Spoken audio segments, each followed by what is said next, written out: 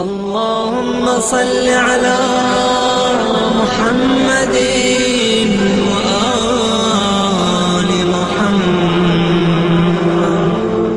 جو ہمارے اور آپ کے بچے بھی انوالو ہو رہے ہیں، ہم کالے کپڑے پہن رہے ہیں، ہمارے عزاخانے سج رہے ہیں، ہمارے یہاں علم اور تابوت سجائے جا رہے ہیں، امام باڑے اور اسلامک سینٹرز ان کو سجایا جا رہا. مومنین کرام اور مومنات اپنے ڈیلی روٹین لائف کو چینج کر کے اسپیشلی فرسٹ 10 days پورا ایک نیا اسکیجول ان کے لیے بن رہا.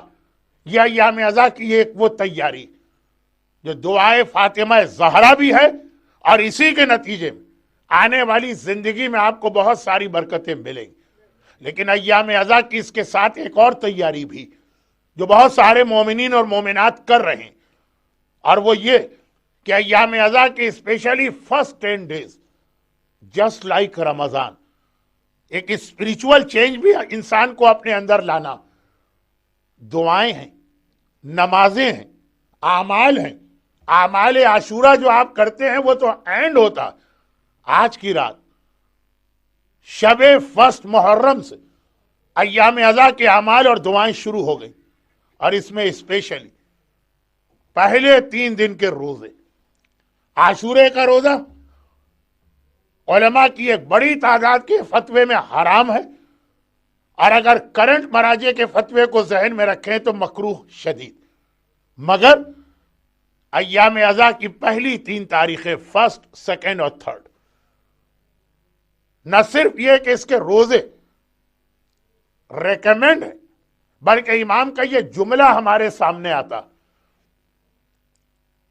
کہ جس کو اپنی زندگی میں یہ 2 پرابلم فیس کرنا پڑ رہے ہیں، ایک قرضے کا مسئلہ اور ایک اولاد کا مسئلہ، وہ محرم کے پہلے 2 دن روزہ رکھے اور پھر یہ دیکھے کہ اللہ کس طرح سے اس کی اس پرابلم کو سالو کرتا.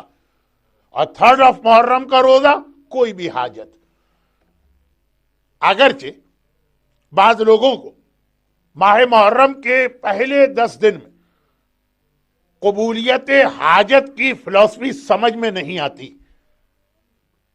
لیکن 10 محرم زیارت عاشورہ کے ساتھ دعائے القمہ اگر آپ اس کا ٹرانسلیشن پڑھ لیں تو عاشورے کے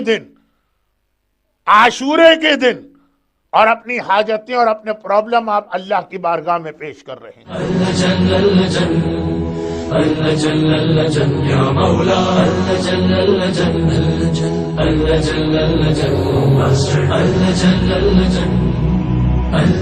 يا صاحب السماء